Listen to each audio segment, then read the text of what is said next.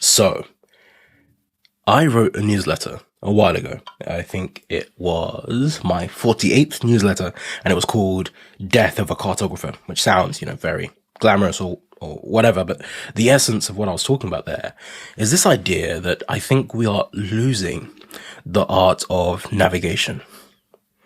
And even that sounds quite esoteric. So let me break it down. The essence of what I was talking about is I think we're losing this process of self-discovery.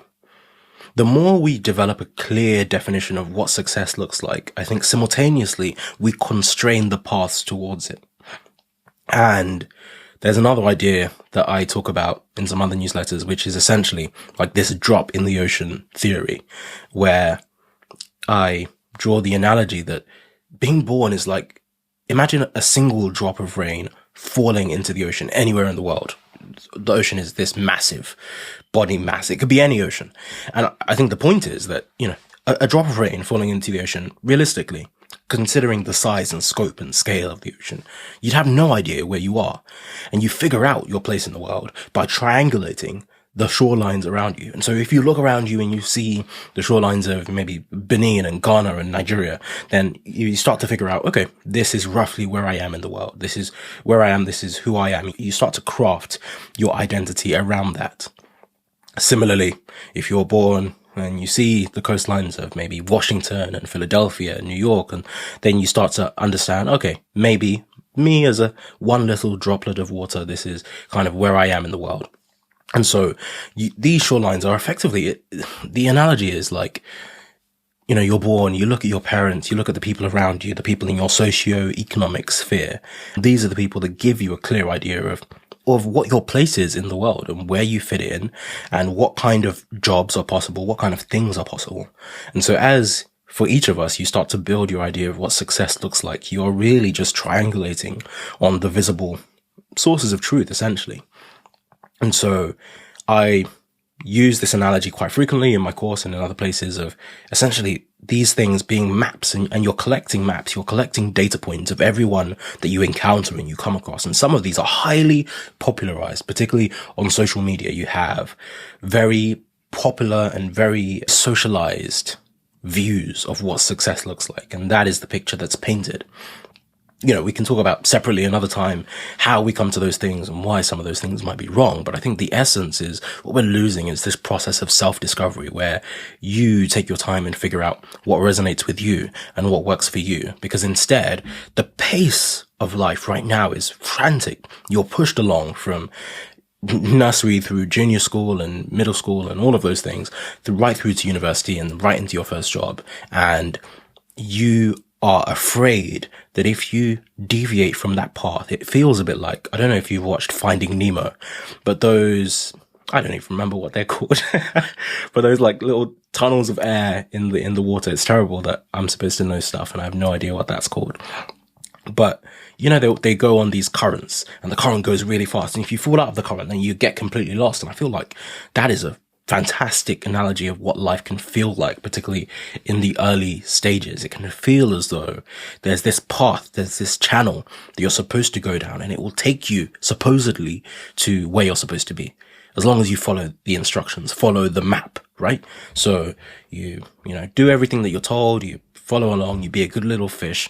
But the truth is you come out the other side and people still have these identity crises where they don't know what they're doing. They don't know why they're there. They don't even know where they are. And so then you spend another 10 years or so trying to figure out where exactly you are in the world and what's going on.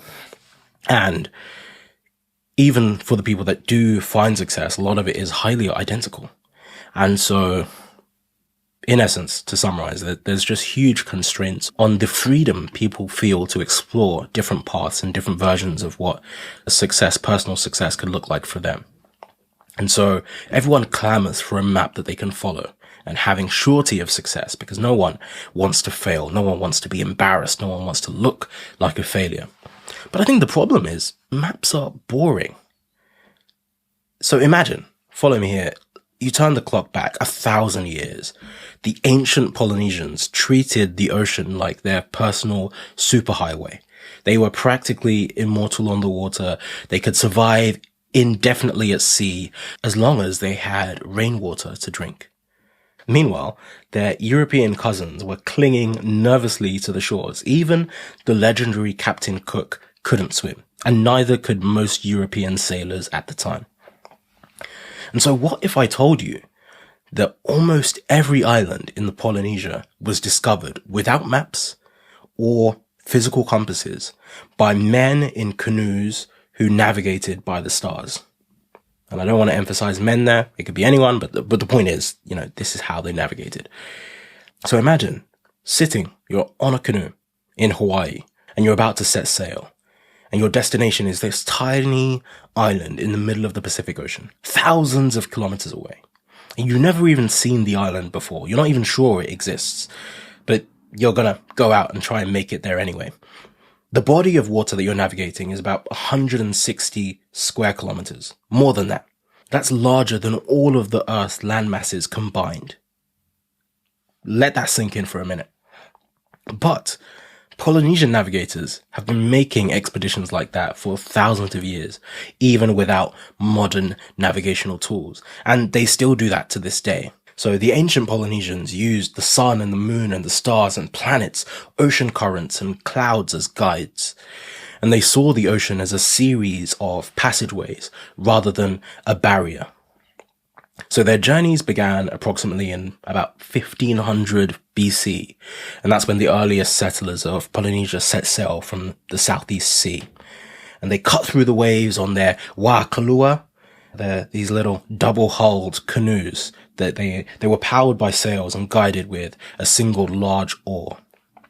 And so these Polynesian navigators knew the intimate nuances of the sea. They knew which waves were caused by trade winds, which normally travel northeast to southeast, and the rocking motion of their canoes generated by the sea swells allowed them to determine the direction during the day. And at night, navigators used a mental star compass. So at different times of the year, they remembered the rising and the setting of points of stars and constellations. And so these ancient Polynesians, they split the sky into 4 quadrants, and each of them was subdivided into 32 dwellings, with their canoe in the center. They had this crazy endless bag of tricks.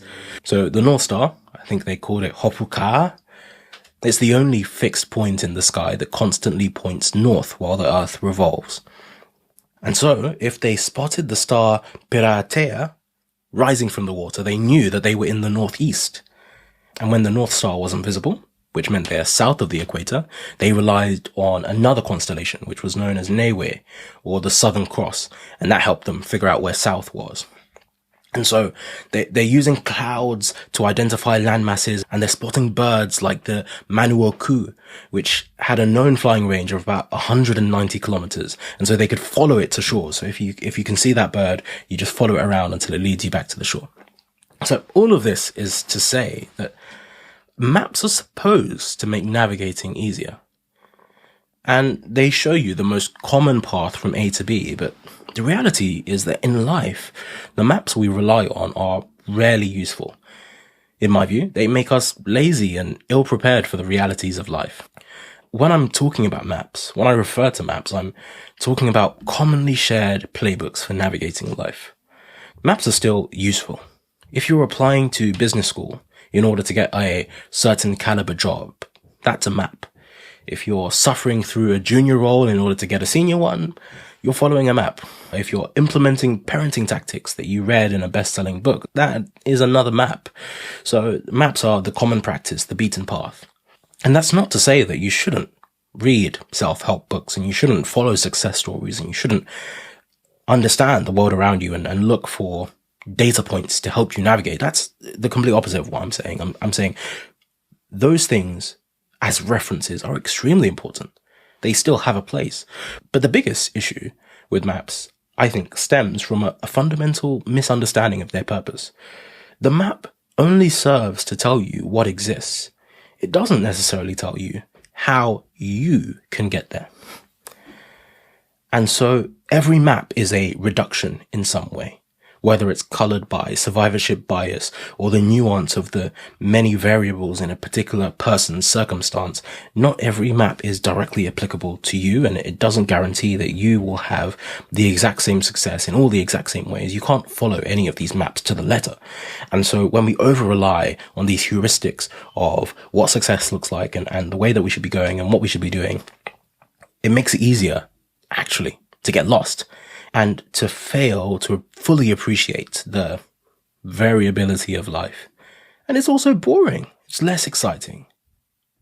The truth is that when you're navigating by sea, knowing that a certain island is not far away tells you nothing about the weather conditions that you should be aware of and any changes to the topography or the likelihood that a ship with your specific size and weight and the skill of your crew will actually survive the journey.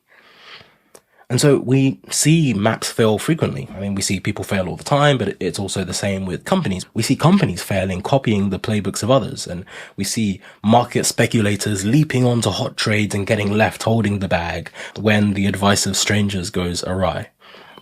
So my point is that it's important not to look at maps in isolation. Just like the Polynesian wayfinders, learn to navigate by patterns.